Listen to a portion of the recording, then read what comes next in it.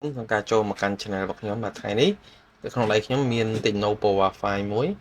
បាទនៅក្នុងរូបភាពអញ្ចឹងជាប់លេខកូដដៃបាទថ្ងៃនេះយើងមកដោះស្រាយពីវិធីនៃការដោះលេខកូដដៃលើ Technopo Wi-Fi បាទយើងអត់ដឹងលេខកូដទេបាទអញ្ចឹងជំហានដំបូងដំណោះស្រាយតោះសូមទស្សនាវីដេអូរបស់ខ្ញុំបាទសូមជួយចុច Subscribe នៅ Channel របស់ខ្ញុំម្នាក់មួយដើម្បីទទួលបាននៅវីដេអូថ្មីៗបន្តទៀតបាទនេះជាឈ្មោះ Channel របស់ខ្ញុំហើយចង់ទំនាក់ទំនងមកខ្ញុំអាចចុចលើ link ទាំង3នេះបានណាមានទាំង Telegram និង Facebook ជាដើមណាអាចចូលការទំនាក់ទំនងមកខ្ញុំបានបាទតោះឥឡូវយើងចូលមកវីដេអូរបស់យើងវិញបាទដំណោះស្រាយគឺទី1យើងចូលទៅក្នុង Google សិនទៅ check មើលសិនថាតើ Technopo Wi-Fi នេះជាប្រភេទ CPU អីគេណាអូខេវាយតាមខ្ញុំចឹងមកបាទហើយចូលទៅមើល GSM Arena បាទហើយយើងអស់មកក្រោមបន្តិចបាទយើងឃើញថា Technopo Wi-Fi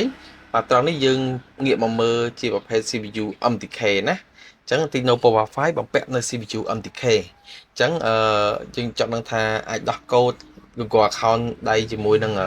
Unlock Tour បានដល់ឥឡូវយើងចូលក្នុង Unlock Tour ហើយចូលកន្លែង support ហើយចុចចូលកន្លែងពាក្យថា Techno វាយពាក្យថា Po Wi-Fi មកចង់ដឹងថាវា support ទេអត់ Po Wi-Fi ហ្នឹងដោះលេខកូដដៃបានណាបាទឃើញថាវា support អញ្ចឹងមានថាយើងដោះលេខកូដដៃនិង Google account នៅលើ Unlock Tour គឺ support ហើយបាទជាប្រភេទ CPU MTK បាទឥឡូវយើងធ្វើការទុកសិនឥឡូវយើងចូលមកក្នុង Unlock Tour ទៀតបាទឥឡូវយើងធ្វើការផ្លុតម៉ាស៊ីនសិន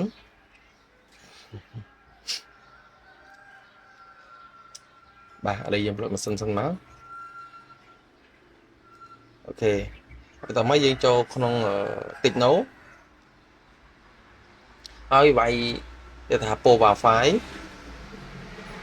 អូខេវាយ Po Wi-Fi ហើយបាទឥឡូវយើងបានឃើញនៅ Po Wi-Fi ហើយបាទយើងយកខាងលើនឹងតែម្ដងហើយបន្តមកយើងយកពាក្យថា Brown ហើយបន្តមកយើងយក Techno version 3មកបាទយក V3 V1 V2 អញ្ចឹងសាកល្បងអញ្ចឹងណាតែយក version 3មកងាយស្រួលហើយបន្តមកយើង factory reset បាទយើង factory reset មករងចាំបន្តិចបាទឥឡូវយើងធ្វើការច្បាច់ Blim បូក Blim ដកដល់ដូចចូលបាទយើងច្បាច់មកបាទសើបដូចមកអូខេរងចាំបន្តិចបាទឥឡូវឃើញថា score ហើយយើងធ្វើការ play ណៃបាន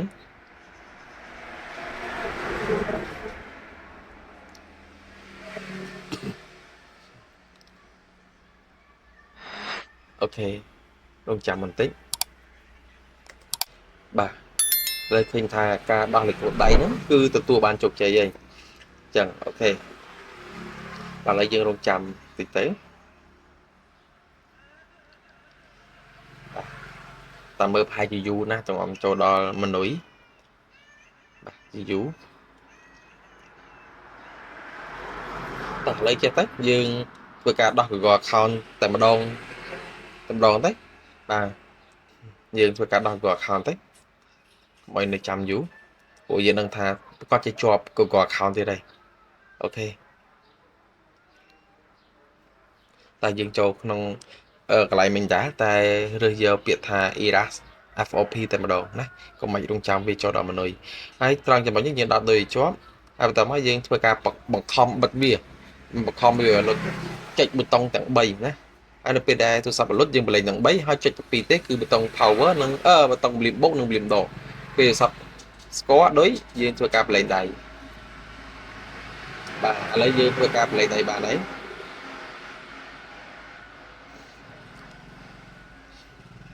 បាទយើងរងចាំបន្តិចអូខេឃើញថាការដោះលេខកូដដៃនិង Google account លើ model Po Wi-Fi ដោយប្រើ Unlock Tour គឺទទួលបានជោគជ័យបាទហើយចឹងបើសិនជាបងប្អូនត្រូវការ Unlock Tour ឬក៏ជាប្រភេទ semantic អ្វីផ្សេងអីបាទឬក៏ order serial SN bypass អាចយកទៅធ្វើខ្លួនឯងបានអាច order serial ជាមួយខ្ញុំបានណាក្នុងតម្លៃមួយសមរម្យណាឥឡូវយើងរងចាំវាបន្តិចអូខេឥឡូវយើងឃើញថាវាដំណើរការចេញហើយព្រោះវាលឿនដែរព្រោះ CPU ខ្ពស់ដែរ បាទឥឡូវយើងធ្វើការ connection មកបាទយើងយក Cambodia បន្តមកយើងវាបញ្ជាក់ថាយើងដាក់ SIM បាទយើងមិនទេហើយកន្លែង Wi-Fi នេះក៏មិនបាច់ចាំរើសដែរព្រោះយើងធ្វើការដោះ Google account គឺជោគជ័យហើយបាទយើងនិចវាទៅមុខទៀតទៅបាទយើងនិចវាទៅមុខទៀតបាទ next skip បាទយើងរើសប៊ូតុងមួយមកអូខេបាទរងចាំបន្តិចបាទឥឡូវយើងចុចវាម្ដងទៀតអូខេវាស្ថិតនៅក្នុង Android 14បាទខ្ពស់ហើយ Android 14អូខេមានថាការដោះលេខកូដដៃនិងកកខោលើ model Tecno Pova 5គឺទទួលបានជោគជ័យនៅលើ Unlock Tool បាទអញ្ចឹងសូមជួយចុច Subscribe Channel របស់ខ្ញុំម្នាក់មួយដើម្បីទទួលបានវីដេអូថ្មីៗបាទសូមអរគុណ